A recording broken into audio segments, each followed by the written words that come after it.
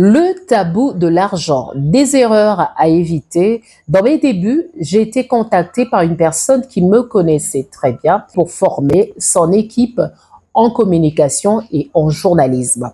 C'est alors que nous sommes fixés rendez-vous et donc il m'a fait savoir ses besoins, ses attentes et en même temps va me poser la question combien de temps allais-je organiser cette formation et en même temps, comment se ferait cette rémunération.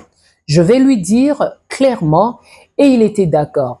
J'ai commencé la formation et donc le premier mois, c'est terminé. Nous avons entamé le deuxième mois. Mais malheureusement pour moi, j'avais cette gêne de demander ce qui m'était dû lorsque nous avons entamé le deuxième mois.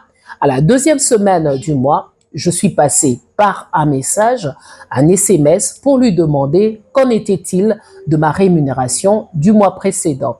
Il me répondra de voir avec le chef d'équipe pour mobiliser son équipe afin que les participants puissent payer justement la formation.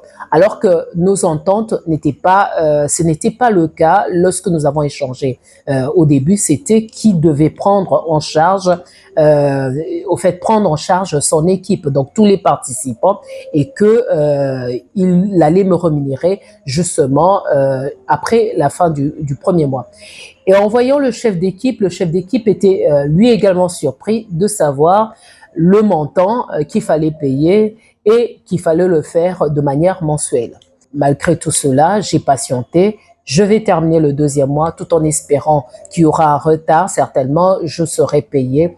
Mais malheureusement, arrivé à la fin du deuxième mois, je vais lui écrire parce que je devais entamer le troisième mois. Je vais lui écrire, il me dira que bon, si les participants ne payent pas, en tout cas, vous n'êtes pas obligé de continuer la formation, alors que j'avais déjà passé 2 mois de formation. Alors, ce sont des erreurs à éviter.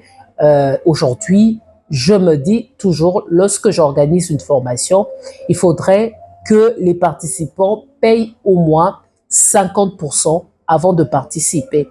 Alors, je ne pourrai plus tomber dans ce genre de piège. Est-ce que cela vous est déjà arrivé? Et c'est pour cela que nous parlons justement de cette gêne. Dès le départ, il faut se fixer.